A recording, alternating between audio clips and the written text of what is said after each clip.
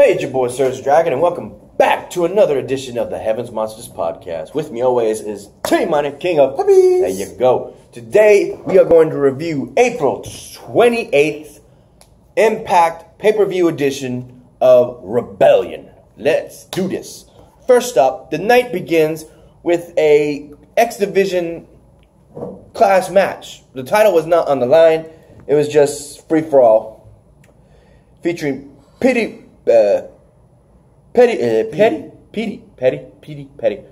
Petey Williams versus Jack Chris from OVE, Aiden Prince, Ace Austin, Cousin Jake from the Deaners, and Eddie Edwards in a 6-man scramble match. Cut it real short, it was pretty much Petey Williams who had the win, but was stolen by the Ace himself, Ace Austin. Put a bad taste in this guy's favorite wrestler and Impact. Or was he your favorite? Petey Williams? Mm-hmm. Yeah, he would have had the win, but Ace stole it.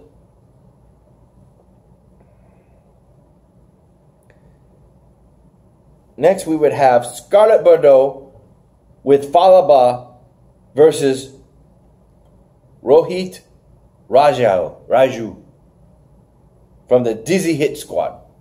Dizzy Hit Squad. Ultimately, it was supposed to be the smoke show, but sadly on Twitter, I forget who, it was mostly just being a bad mouth. So they instead, the higher-ups decided to make it a match. Ultimately, in this match, Raju would have the upper hand in power because of the intergender match, but that didn't stop her from winning thanks to Falaba distracting the ref, allowing Scarlett to hit the low blow and follow up with a modified pile driver to get the win. She used the pile driver. Woohoo! You know the Dizzy Hit Squad is insulted that he lost to a woman. Mm-hmm. It's that culture, it's that kind of stuff. I think to Jericho when he lost to China. Cool. The Canadian team of Ethan Page and Josh Alexander, known as the North, and Moose versus the Rascals. Sadly to say, the Rascals had the team, they had the style, they had the strikes, and they had the high flying, but sadly, the North and the Moose had the muscle and the power, and they used it to get the win. So the Rascals were put out of commission. Well, sorry. Usually when people say that, it means they're in the hospital and they won't be wrestling for a while. Nah, they just lost. God damn. That sucks. I was hoping they would win. Next up, Knockouts champion Taya Valkyrie versus Jordynne Grace. It would be one heated match between these two women. Two powerhouses. Two, I guess you would call them heavyweights in the women's division because of their size and strength. But sadly, without any outside interference from Johnny Bravo, her husband, or anyone else, Taya Valkyrie would end up getting the win, hitting her with the Valkyrie drop, if I'm correct. Yeah, because the whole match, Taya Valkyrie was aiming and damaging her I guess her left arm? Yeah, her left arm from the wrist to the elbow to the shoulder constantly throughout the match. And it gave out when she tried to use her finisher, allowing Taya to hit the road to Valhalla, that's what it's called.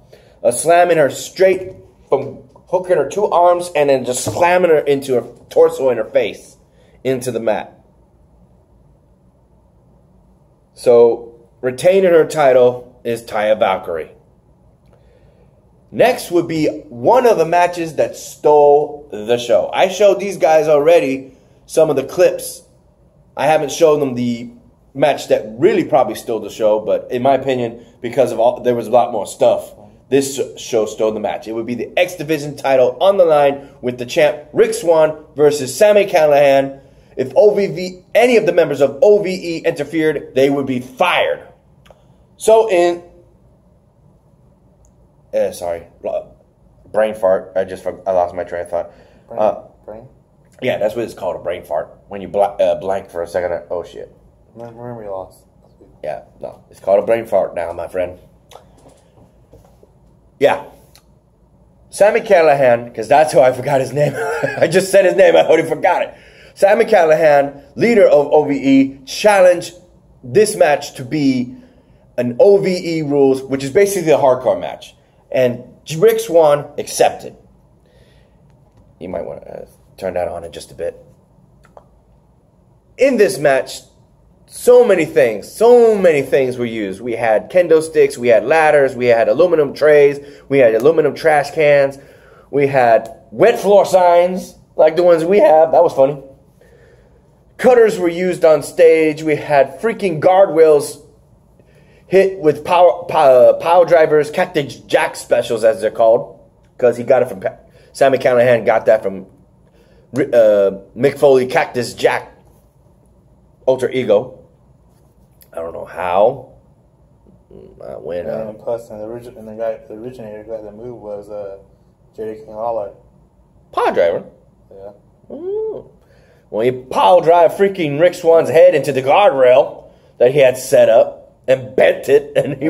Bret Hart had it, but they told they were told they can't use it anymore. That they can use it all they want in freaking TNA and Impact Wrestling. As long as it's not too deadly. You saw the clip I showed you. That was deadly. I'm talking about it won't injure a wrestler. Shoot. Because wrestlers can break your neck. That's Stone Cold. Other things like Legos were used. Again, that's the third time I've seen Impact Wrestling use Legos. I'm saying all the time is with Sami Callihan. Every time with Sami Callihan. Then we also had salt powder thrown in Rick Swann's face. Still didn't get the job done. Ultimately, we would have a black bat covered in barbed wire, a.k.a. Black Barbie, because the original was a wooden bat covered in barbed wire, and Mick Foley called it Barbie. So Barbie made an appearance. Black Barbie made an appearance, and by Sami Callihan, and ultimately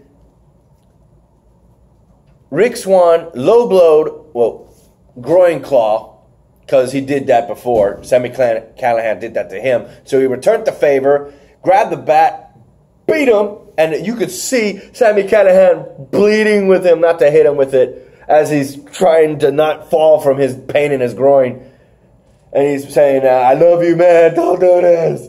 And he's like, thumbs up, thumbs down. Hits him in the face, and then goes on to get him set up for the crossface with the aluminum bat like this. I'm going to take my water bottle for example. Covered in barbed wire, does this, and is just holding his face, and he's tapping out. He's tapping out, retaining his title, and done with Sami Callihan. He better be done with him after this.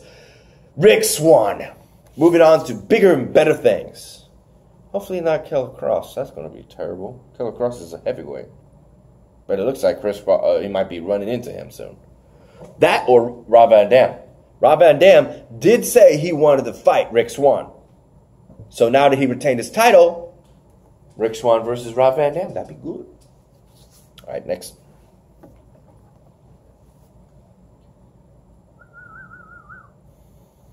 Okay. See, that's the guardrail I was talking about. They went through that. They went through that. I seen that in WWE. With a pile driver. He went through that. And there was a woman saying that Sami Callihan is a genius. I was like, and she was a China. She was an Asian woman. I seen that in WWE. And they had to Next up would be the confrontation that people wanted to see. Gail Kim versus Tessa Blanchard. Gail Kim's husband would be in the audience for that match, as well as in the building, in the ringside, Tessa Blanchard's father. Blanchard? Right. Totally Blanchard. Tessa Tony? Yeah, Yeah, he was in the ring. Totally Blanchard. Blanchard. Yeah, Blanchard. It's hard for him to say the word. Yes, it is. Well, in this match, they left. I had to skim because I wanted to get this off my phone. It was 3 hours. I was like, oh, God, I got to get off my phone so we could have room in our podcast. We did it. Surprisingly, we did 2 podcasts, and we did it in 30 minutes, thankfully. I still wanted to get that off my phone so we can do this for Wednesday. And we are. Ultimately, there was a lot of stuff. Like, I'm just going to say some of the moves that I'm seeing. We see the backbreaker, 619 by Gil Kim, backbreaker by Tessa Blanchard, suicide dives, uppercut, upper hand, crossbody. Tessa sends Gil flying off the ramp to the floor. Oh, damn, I remember that scene. I was skimmed through it. Gail hits 2 eat defeats, but Tessa kicks out at 2. There you go. Tessa bites Gail Kim's arm while on the top rope. That I saw.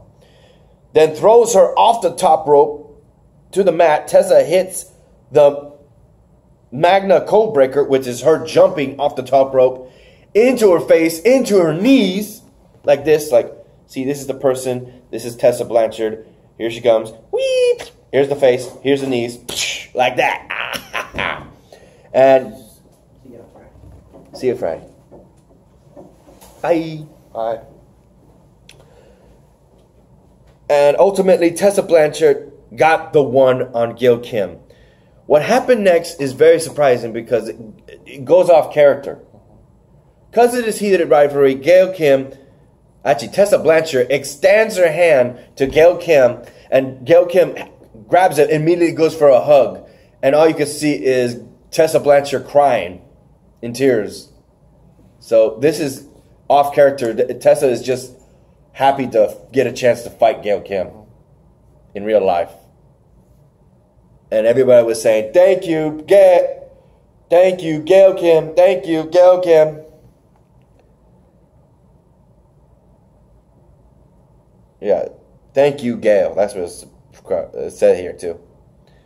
Next up, we would have the world champion, Johnny Impact, with Taya Valkyrie and Johnny Bravo. Oh, that's how you spell it.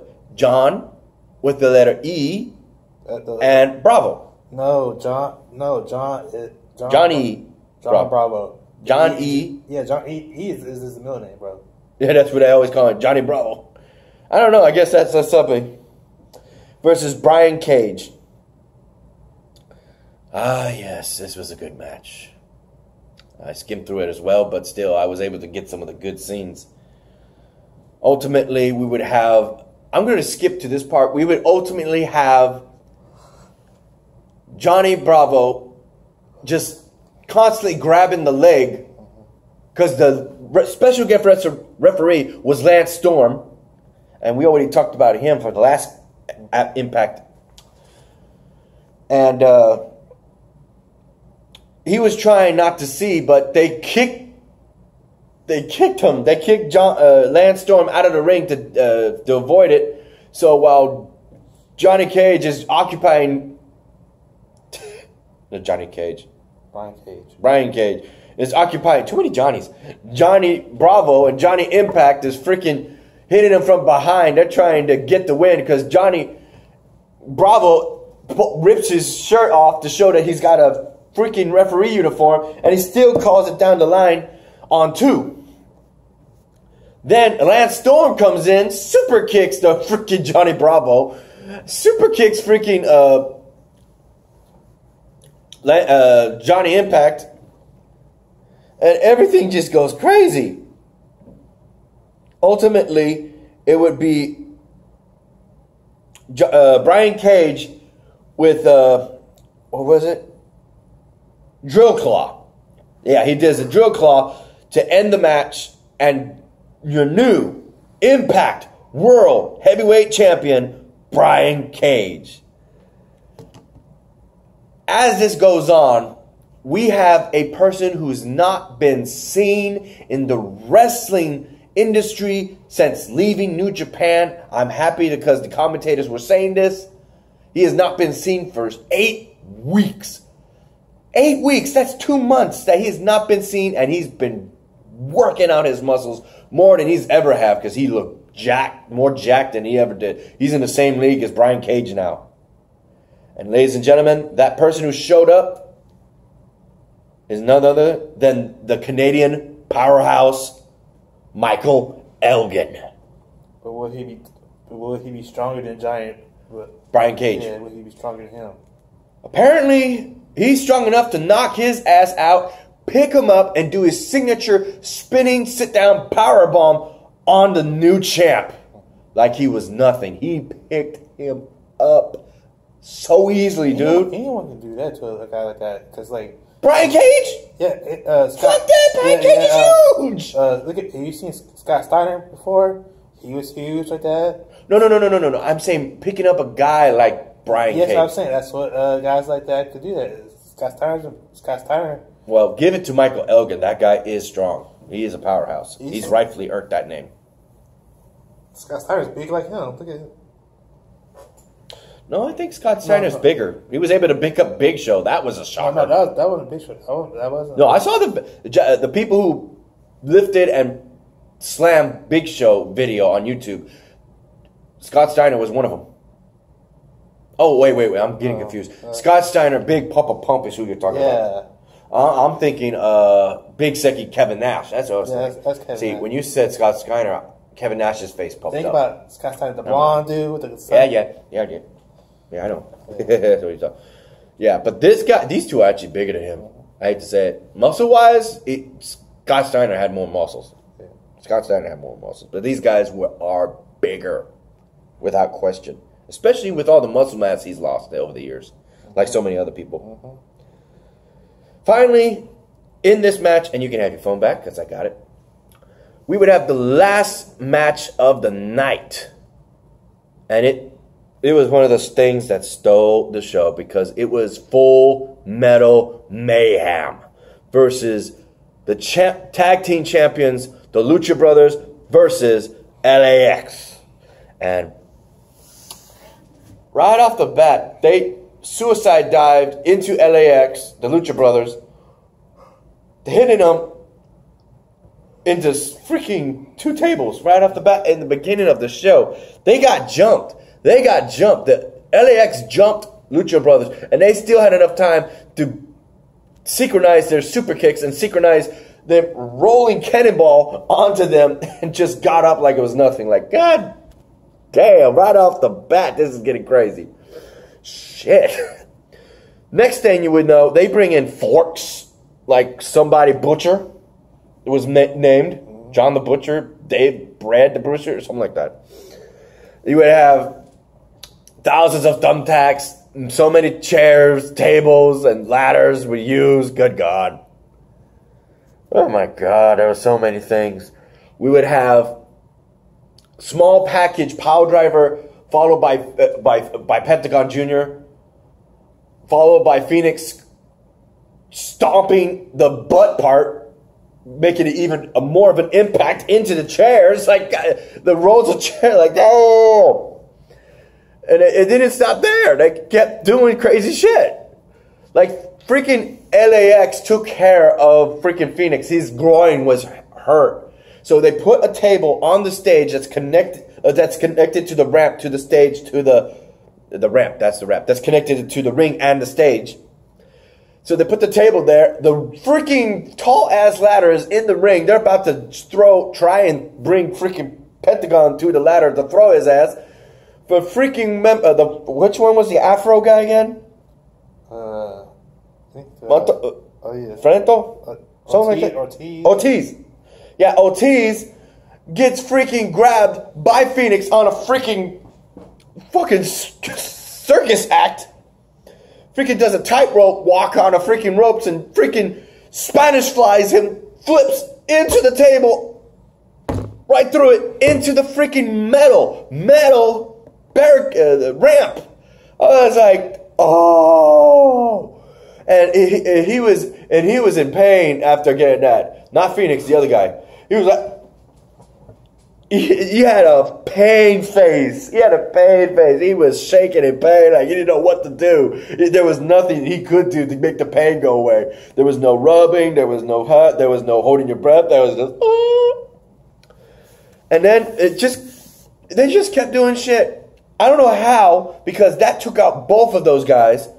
But the Afro guy got back up, and Santana already had Pentagon fighting in the freaking 15-foot ladder. Two tables were set up with thousands of thumbtacks set up, and Pentagon already had some of those thumbtacks thrown into his face and his mouth. That's another thing I gotta mention. One of the most deadliest things that also happened was there was a stapler gun in Rick Swann and Sami Callihan. Sami Callihan stapled his tongue. Stapled Rick Swann's tongue. That was not fun. But what came next was a double tag team move that was screwed up. You know the move that the LAX is known for, right? A power bomb followed by a blockbuster, a bonko buster? Yeah. Well, they tried doing that on the top of the rope, but something went wrong because they were stabbing him with the fork. Santana was stabbing him with the fork while the other guy had him on the power driver setup, and they were saying, "Let's do this." It's like, wait, and they powerbombed. He went ahead and powerbombed Pentagon Jr. into the thumbtack table, and he said, "Pin him, just pin him." And they got the 1, 2, 3. Your new tag team champions, LAX. After that, they were just trying to recuperate, trying to get back on their feet because they were in pain. All four of them. Conan just watched as 4 of the guys he helped bring up went to war, and he's telling them, "We're gonna end this, right? We're gonna bury this. We're no more.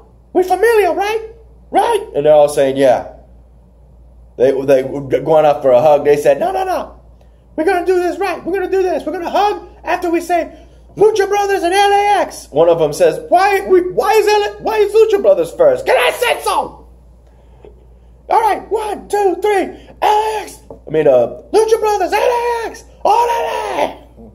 They hugged each other, and almost practically half the locker room came out to congratulate LAX and Lucha Brothers for one hell of a match. Smoke, the Rascals, Jay Fox, some of the Deaners, and just so many people. I'll show you later. And ultimately, that would be the end of the night and one hell of a good pay-per-view, ladies and gentlemen. I hope this, if you check your local listings and see if you can find it. If not, go check online. You never know. You might find it like I did. But anyway, ladies and gentlemen, I hope you enjoyed. And I hope you enjoyed. Did you enjoy hearing all that crazy shit? Yeah, you're going to enjoy the clips that I send you later. What I said didn't give it justice. Seeing is going to be like, fuck. I'm not interested in what Scarborough was wearing. Same thing. Black lace. Anyway, ladies and gentlemen, that'll be the end of our video. We hit the 23 mark. Nice.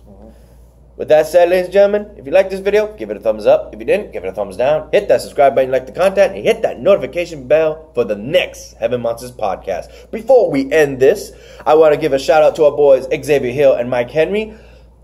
A link to their YouTube pages will be in the descriptions down below, as always. And a shout out to our remaining Heaven Monsters podcast crew, Renee, Andre, Chris Petrie, Farrell, and Delvin. Love y'all, brothers. Even though I don't watch Impact Wrestling, I'm glad to hear about it. Yeah, buddy. So, what awaits coming soon? There's so many things. There's so many shows. Also, another thing that has been mentioned is Impact Plus. I guess you'll get more info, more stuff, more... I don't know what's the difference between that and the other thing they have already with the green logo. I don't know. My loyalties with WWE, I don't like Impact no more. But when All Elite Wrestling comes on television, you know I'm going to be watching that. You need to check out Fight Network, too, because they got a lot of wrestling stuff. Yeah. Besides Ring of Honor. They also got Houston's own show, Reality of Wrestling. So that's something to check out. I am so behind on Reality of Wrestling. I just stopped watching now because they took it off the air. Otherwise, I would still be watching it. Well, Damn. You know, because Booker T is in WWE. Two-time Hall of Famer, H-Town, baby. Harlem Heat and Booker T. And his guy, he has his Fall Ball. That's how he got started. Well, ladies and gentlemen, that's all for our show. Thank you for watching. I hope you enjoyed. I hope to see you in the next one. Until then, peace out. Bye.